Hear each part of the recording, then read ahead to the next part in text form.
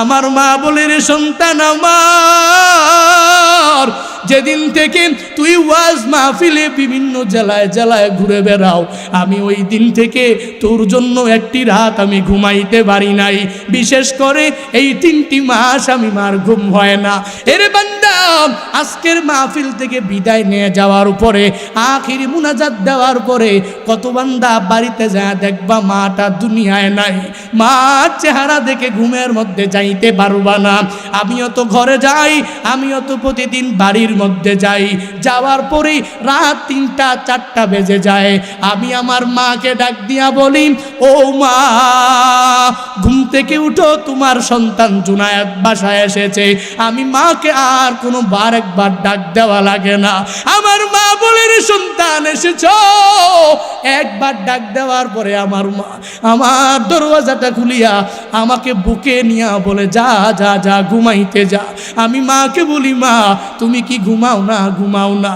আমার মা বলে, রে সন্তান আমার, যেদিন থেকে তুই ওয়াজ মাহফিলে বিভিন্ন জেলায় জেলায় ঘুরে বেড়াও, আমি ওই দিন থেকে তোর জন্য একটি রাত আমি ঘুমাইতে পারি নাই। বিশেষ করে এই 3টি মাস আমি মার ঘুম হয় না। তোর জন্য তোর বাবা আর আমি বসে বসে মুসল্লায় বসে বসে তোর জন্য দোয়া করি, যাতে আল্লাহ অ্যাক্সিডেন্টের হাত থেকে বাঁচা দেয়। এরে বান্দা, আমি তো বাড়িতে যাওয়ার পরে মার দোয়া নিয়ে ঘুমাইতে পারবো। এখনো এমন অনেক বান্দা আছো যেই বান্দারা মার ভালোবাসা আর দোয়া নিয়া ঘুমাইতেও পারবা না। স্ত্রীকে গিয়া বারবার বারবার ডাকবা, তবুও স্ত্রী দরওয়াজা খুলতে চাইবে না। 3বার 4বার 5বার ডাকার পরে যায় খুলবে, আবার স্ত্রী ধমক দিয়া দিবে। এই ময়দানে কার মা নাই, কার বাবা নাই, বান্দা পরিপূর্ণ খেয়াল করে শুনে নাও। মার মোহাব্বত অন্তরে ঢুকাও। এর যুবক আল্লাহর বান্দা, মার ভালোবাসা অন্তরে ঢুকাও। ওই মার মনে কষ্ট দিয়ে দিয়ে দিয়ে বান্দা জিন্দেগিটাকে বরবাদ করে ফেলেছো। আজকের মাহফিল থেকে পরিপূর্ণ তালিমার শপথ গ্রহণ করে যাওয়া লাগবে। আজকে বাড়িতে যাওয়ার পরে মার থেকে দোয়া নিয়া ঘুমাইতে যাইবা, আর বলবা, মা তোমার দোয়া আমার বড় দরকার। মা তোমার দোয়া ছাড়া আমি এই দুনিয়াতেও কিছু করতে পারবো না। মা তোমার দোয়া ছাড়া আমি কিয়ামতের ময়দানে জান্নাতেও যেতে পারবো না। দুনিয়াতে তাকায়া দেখো কত আল্লাহর গোলাম এলাকার মধ্যে ঘুরে ঘুরে হাঁটে হাঁটে মসজিদ থেকে বের হইয়া বাড়ির দিকে রওনা হয়ে যায়। তাকায়া দেখো এই বান্দার মতো সুস্থ আর কেউ নাই। সবাই বলে এই লোকটা খুব ভালো মানুষ, সুস্থতার নিয়ামতের মধ্যেই আছে, অসুস্থ হয় না। এই আল্লাহর বান্দা নামাজ পড়ে রোজা রাখে, নেক আমল করে, বান্দা তাহাজ্জুদ বাদ দেয় না, এই বান্দা ইশরাক আর আওয়াবিন বাদ দেয় না। হঠাৎ করে খবর হয়ে গেছে এই আল্লাহর বান্দা যেদিন ফজরের নামাজ আদায় করার পরে যখন বাড়ির দিকে রওনা হয়ে যায়, একটু দূরে যাওয়ার পরে হঠাৎ করে রাস্তা থেকে টাম করে পড়ে গেছে। মাটিতে পড়িয়াই এই বান্দা সুস্থ হালাতে পরিপূর্ণ বারজাকের জীবনে চলে গেছে। এলাকার মধ্যে ঘটনা অভাব নাই, যুবক মানুষ অনেক ভালো, হঠাৎ করে ইন্তেকাল হয়ে যায়। এর বান্দা যদি পজিটিভলি চিন্তা ভাবনা করো, এই বান্দাকে আমার আল্লাহ পারতেন অসুস্থ দিয়া বিছানার মধ্যে শোয়া রাইখা আল্লাহ মৃত্যু দিতে পারতেন, কিন্তু না না, আমার আল্লাহ কেন দেয় নাই? কেন রিসার্চ করে দেখো, এই আল্লাহর বান্দা নামাজ বাদ দেয় নাই, এই বান্দা তাহাজ্জুদ ইশরাক আওয়াবিন বাদ দেয় নাই।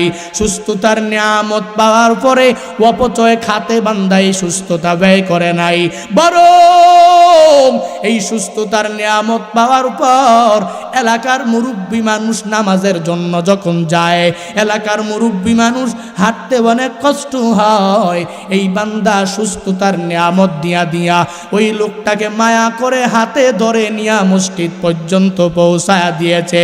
যে কোনো একটা আমলের মাধ্যমে আমার মালিক বান্দার প্রতি রাজি হয়ে গেছে। এজন্য সুস্থতার নিয়ামত লাশ পর্যন্ত রাখিয়া এই বান্দার মৃত্যু আমার আল্লাহ বান্দার কপালে লিখে রেখেছে। এরে বান্দা, নবী জানায়া দেয় যদি তিনটা হক আদায় করতে পারো তাহলে তোমার সুস্থতার নিয়ামত আমার আল্লাহ তাআলা মৃত্যু পর্যন্ত বাড়ায়া দিবে। 2 নম্বরে আমার নবী জানায়া দেয় বান্দার অবসরের নিয়ামত এই বান্দার কাছে সর্বাবস্থায় থাকবে না, মৃত্যু পর্যন্ত থাকবে না। যদি হক আদায় করতে পারে তাহলে নিয়ামতটা থাকবে, এই বান্দা নামাজ পড়তে পারবে, রোজা রাখতে পারবে। এই বান্দার অন্তরের মধ্যে আমার মালিক তাহাজ্জুদের মজা ঢুকায়া দিবে, এই বান্দার মনের মধ্যে আমার মালিক ইশরাকের মজা ঢুকায়া দিবে, এই বান্দার অন্তরের মধ্যে আমার মালিক পরিপূর্ণ নেক আমলের মজা আমার আল্লাহ ঢুকায়া দিবে। দুনিয়ার মানুষগুলো তাকে যতই নামাজ থেকে দূরে রাখার চেষ্টা করে তবুও নামাজ বাদ দেয় না। দুনিয়ার মানুষগুলো তাহাজ্জুদ থেকে যতই দূরে রাখে এই বান্দা বাদ দেয় না। শয়তান এসে ইশরাক আর আউয়াবিনের জন্য দূরে ঠেলে দেয়, কিন্তু এই বান্দা শয়তানের প্ররোচনায় না পড়ে তাহাজ্জুদ ইশরাক আউয়াবিনে দাঁড়া যায়। আমার নবী জানায়া দিন, আমার উম্মতের দলের মধ্যে যদি কোনো উম্মত এই অবসরের নিয়ামত পাওয়ার পরে দুনিয়াতে যৌবনকাল পাওয়ার পরে এই যৌবনের পাওয়ার অপচয় খাতে ব্যয় না করে নামাজে ব্যয় করতে পারে, যৌবনের পাওয়ার যদি অপচয় খাতে ব্যয় না করে তাহাজ্জুদে করতে পারে, যৌবনের পাওয়ার অপচয় খাতে ব্যয় না করে দুনিয়ার মানুষকে সাহায্যের মাধ্যমে করতে পারে, আমার আল্লাহ এই যৌবনকালের ইবাদতের দাম এই বান্দাকে আমার আল্লাহ কত সম্মানী আর দামি বানায়া দিবে। নবী জানায়া দেয় ওই কিয়ামতের ময়দানে দুনিয়ার বান্দাগুলা আমার উম্মতগুলা শুধু দৌড়াদৌড়ি করবে, একটা ছায়ার জন্য দৌড়াবে, ছায়া কোথাও খুঁজে পাবে না।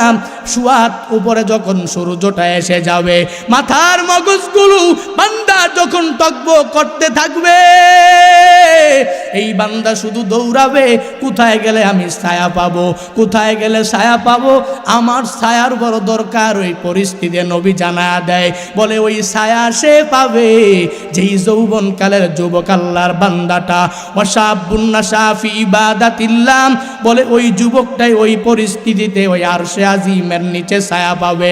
বলে যেই যুবকটা দুনিয়াতে থাকা অবস্থায় যৌবনকাল পাওয়ার পরেও ওই যৌবনকালের সময়টা এই বান্দা তাহাজ্জুদের মধ্যেই ব্যয় করেছে, যৌবনকালের সময়টা এই বান্দা ভালো ভালো নেক আমলের মধ্যেই ব্যয় করেছে, তার যৌবনকাল অন্য খারাপ খাতে ব্যয় করে না।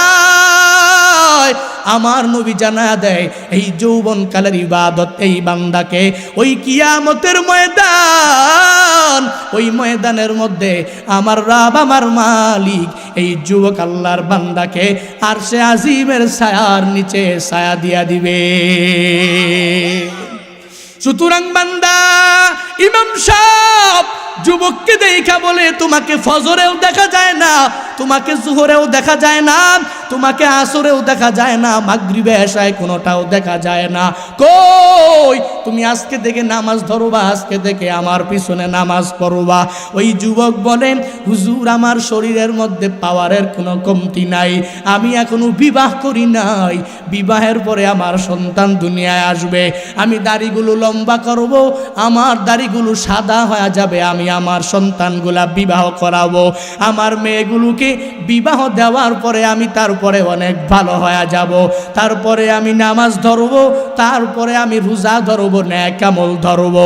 এর বান্দা না না, আমার নবী জানায়া দেয় তোমার এই যৌবনকালের সময়টা অবসরের নিয়ামত, তুমি যদি এই নিয়ামত পেয়ে কদর করতে না পারো, যদি তুমি নিয়ামত পেয়ে পরিপূর্ণ শুকর করতে না পারো, যদি তোমার এই নিয়ামত যদি তুমি উপযুক্ত খাতের মধ্যে ব্যয় করতে না পারো, আমার নবী বলেন তোমার এই যৌবনকালের সময় তোমার কাছে বান্দা সর্বাবস্থায় থাকবে না।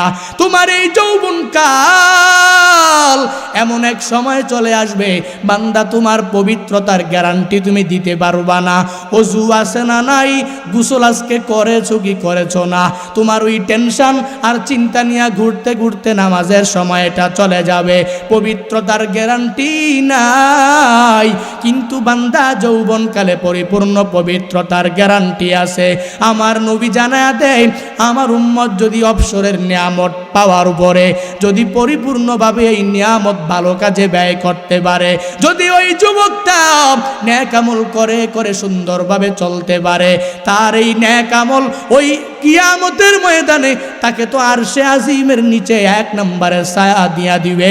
আর ওই যুবক আল্লাহর বান্দাকে আমার আল্লাহ আমার রব কিয়ামত